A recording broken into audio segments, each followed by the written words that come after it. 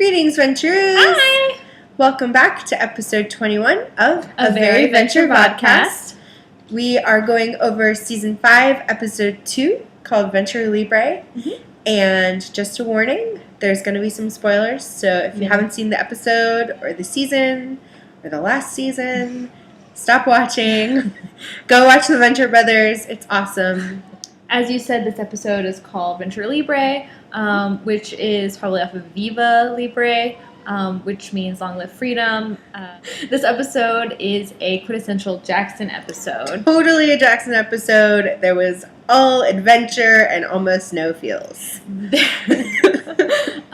Which is why Dean didn't go. Because also, I think... Because how do you write adventure for, like, an angsty teen? And I think that he clearly favors Hank. So right. Hank got all the action in this episode. And it was almost bordering on relevant, like, politically and things. So that's why you also, it's another clue it's a Jackson episode. Yeah, so Dean's a vegetarian. Yes. Thought that was interesting. That's what we're starting with. I feel like that's important. He doesn't eat face. And Hank is addicted to caffeine. Yes. For the sake of this episode. So Dr. Venture says he asked for coffee, and Dr. Venture is basically like, you had dark chocolate once a couple of years ago, and you built Murphy beds all over the house. And they have him, like, jonesing for it, so he's, like, scratching himself later, like, he's addicted to it. While he was doing the dishes, he, like, sneaks the rest of somebody's coffee. Exactly. So General Man-Hours sends in a Black Hawk. They land on the roof. They bust through the windows. They secure the kitchen. Dean excuses himself. I love it. I love how passively he excuses himself. Just totally nonplussed about the whole thing. It's so new Dean. Because old Dean would have screamed and or wet himself and, like, run screaming out of the room. Yeah. Or maybe, like, made a more of a comment and, like, kind of slinked out fearfully. But new Dean is just to make sarcastic comments and leave. Maybe he's excused. He doesn't With even the gun pointed at him. He doesn't even wait to hear anything. He just walks out. Yeah. It's just like, whatever. So they hand Dr. Venture a J-pad, created by his brother, Jonas Jr. Is that what that is? Uh-huh. Oh my gosh, that went right over my head. And so it's an iPad, basically, but Jonas created it. There's a little Venture symbol instead of the home button. So, of course, Dr. Venture doesn't like it, and he can't seem to grasp the technology at all, which is very typical Dr. Venture. Yeah. Like, I just thought of my dad holding an iPad and being like, how do you turn this thing on? Your dad doesn't pretend to be a super scientist. No, he doesn't. At least. So then we realize at the end, right before the music, the Venture Stein has returned. Venture Stein! So... He needed a theme song. Thank you. So, if you recall, obviously, he's from season 2. Mm-hmm. He's from, like, the one episode that Doc and Jackson didn't write. Oh, you're right. And it's also the episode with the Scooby-Doo theme. Yeah, like a riff on Scooby-Doo. Right, exactly. So, if you remember, Dr. Venture originally reanimated Venture Stein, the sentences you say, from a Monarch henchman, and in season 2, and eventually, I think the intention was to sell the technology, and eventually sold it to the government. Right. So, Man-Hours calls him and says, hey, it's still under warranty, and it's totally on the fritz, and we need you to come out and fix it. Right. Country of Puerto Bahia, God, I can't remember how they say it, is not real. But I assume that, since it's, like, based off the Cuban Revolution, and it's also, like, obviously, like, Puerto Rico, as far as I can tell, it's not a real place from my Googlage. But he says, General Man-Hour says that commies have been trying to take over. They sent Venture Stein to go stop the revolution. However, he vanished. Right. They think that Venture Stein took the rest of the Steins into the jungle, which I love that that's what they're called. Oh, the Steins. Not beer. And that's why they want him to go track him down. Right. Dr. Venture to go track him down. And there's Dr. Venture right in the middle of everything wearing a suit in the jungle. I thought he looked pretty snazzy. He did look snazzy. It was like his Indiana Jones formal wear. So when General Man-Hours wants Rusty to just blow up Venture Stein, instead of really asking any follow-up questions, Rusty just asks how much, which is classic Dr. Venture. A pterodon attacks the plane. Right. And like you said, Hank ejects. Parachute. GTFOs. Well, he parachutes, but then he jetpacks around the plane. He's amazing. I don't think he realized that he had a jetpack on, but he just kind of went with it. No. I was really surprised that he was able to handle that. Exactly, but if you had any doubt that it was a Jackson Publick episode, the pterodon plus the jetpack sealed the deal. Sealed the deal, yeah. So if you recall, like, Season 1 Hank was kind of doing the same shit, but Season 5 Hank is much more effective. Like, he's actually good at it. He can pull it off. Yeah. Which is surprising. With flourish. Yeah. It's still surprising for me. Like, he's always been competent. It's just he wasn't very good at what he tried to do. Yeah. Mostly competent-ish. I mean, it was A for enthusiasm, but the rest was exactly. What he lacked in skill, he made up for in enthusiasm.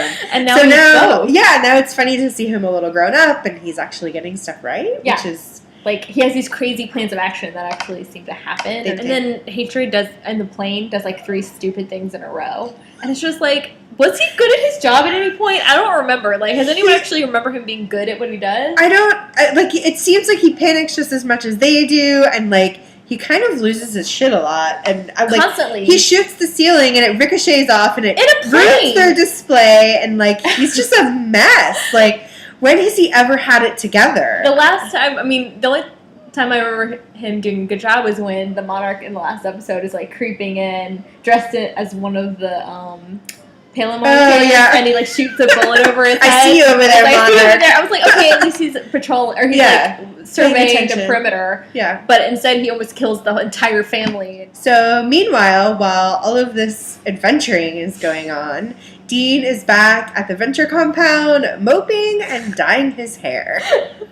And trying to fix Helper. The unglamorous life of being. But he's totally, he's so happy with it. He's like, this is what I'm doing. Yeah. Just having a little weekend in. Until the doorbell rings. And he is disturbed by a Tea Party candidate, is from what I can tell. Yeah. They make, like, a tea doily.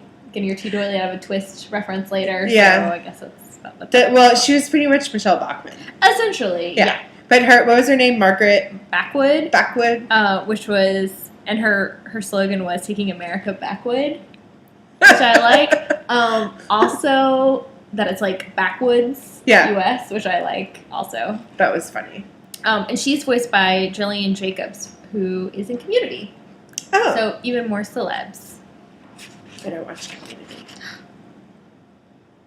And Helper is back. Helper's back. Which is nice. Dean's helping him. I'm wondering if it's some kind of metaphor for change in Dean's life.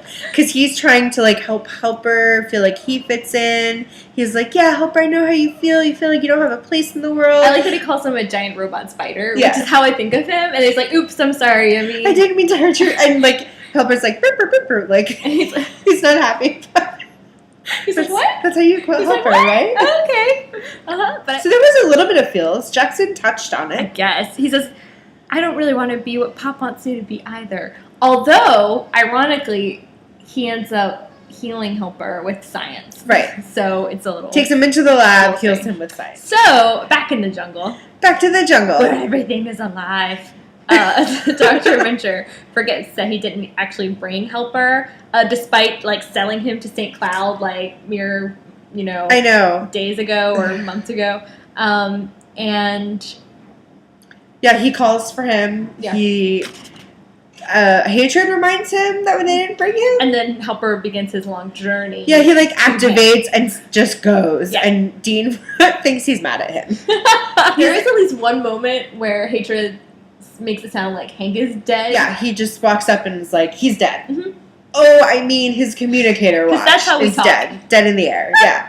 Like, he just totally, and you could see Dr. Venture like, which is nice. That's cute. He cared a little. I guess. We're really, really I think it was mostly scraping the bottom of the crap. I don't have any clones left. I know. So then, Cheetah Man? Cheetah Man. Carl, which I yeah, I love that they had really plain names. The St. Bernard guy and the boar guy. The warthog, yeah. He is a boar. Oh, I'm sorry. I don't know how I know that. They call him a boar later in the episode. They do? Yeah. Okay. So who did they remind you of? Well, as I was watching it, I thought, oh my gosh, Animorphs. What? Animorphs are happening. Human Animorphs. They did not put on military pants and strut around and hack animal hack. My thinking was they were half in their half morph state, in the middle of morphing into an animal. Hardly a thing. And they got stuck. Did you read Animorphs? Not at all. Okay. Not a lick. Person. Let me tell you the real story. Into the Let animal. me tell you the real story. It reminds me of Bebop and Rocksteady from Teenage Mutant Ninja Turtles, which are the warthog and rhino buddies that hung out with Shredder. So Hatred makes when he's like goading the cheetah man. I'm sorry, Carl. He makes a Jocelyn Wildenstein joke at the cheetah. She's a New York socialite who has had like extensive plastic surgery on her face, apparently to please her husband, who is really into like big cats. They call her the lion lady. That wasn't a euphemism. No. He just loves big cats. So once the giant crustacean appears, you realize that this is a weirder situation than just like an Island of Dr. Moreau situation. Like, you realize that there's other things happening. Interestingly enough, if you look on the Wikipedia page for the Island of Dr. Moreau, this episode of the Venture Brothers is already listed on it. Oh, wow. I was like, that's like the first kind of character that we see that's definitely from a horror movie, which most of the characters that are in who are like being victimized as these in this episode as these poor like mad scientist playthings are from like mostly black and white horror movies. Back at the Rebel's Lair, which is in Chichen Itza, in the pyramid. Just pyramid. One of the rats of those scientists are in IRL growing those like ear-shaped body parts. Yes. It's crawling over Dr. Venture. Fun fact, did you know those aren't actually human ears, but they're just like cartilage from a cow that are used to look like ears for transplant, but they're not like functioning human ears. I didn't know that. I didn't either. Did you learn that? Thanks, Venture Brothers. So Venture Stein comes in and Dr. Venture is his daddy. Apparently, and he was his creator, so it was a funny, like, Frankenstein moment. So, even though Venture Stein now can speak incredibly well... he's gotten much better. Amazing. Yeah. Dr. Venture is quick to point out that his diction isn't great. I was like, really? You're such a great dad. He could say, like, 3 things when he started. Thanks. But the army apparently sent... the Stein army into this group of protesters, and the sign in the background says something like "Factory of Children" or something like that, to self-destruct. And so they're supposed to be like infiltrating the protesters, but 2 of them are wearing shirts. One of them is like a Che Guevara shirt, and one's wearing a shirt with pugs on it. And that's where he meets Jorge. Who's the little boy from the Father Teach films, as he says. Or the Learning Bed video. From, again, the season 2 episode. And now, so insane. Yeah, and now he's a revolutionary. Mm-hmm. And he teaches him, he like gives him literature to read. Like, I was kind of questioning whether Venture Stein could handle that, but apparently he could. Because now they are both revolutionists. Mm-hmm. And revolutionaries? Revolutionaries. Yep. And they're revolutionizing. Thank you. But in the Learning Bed videos, if you remember, it's like little Jorge, and he's being taught how to make like assembly line handmade shoes, which we'll call shnikes, I guess. Shnikes, yeah. For convenience sake, which make like an appearance throughout the episode. I think that Venture Stein is also just making them later, kind of for shits and giggles. Yeah. And if you notice, all of the people in his crew are wearing them. Yeah. But there's this part where Dr. Venture, like, likens Venture Stein's, like, falling in with the wrong crowd and being rebellious as Dean's rebellion, which is really cute. Yeah. It was mostly surprising to me that he was aware of it. Yeah. Like, oh, that's true. He seems like he's been really ignoring him most of this time. And I know he's like, oh, Dean, he's going through a phase. And I'd love to see Dean fall with the wrong crowd. It's really just Hank who thinks he really has no crowd, so I don't know. I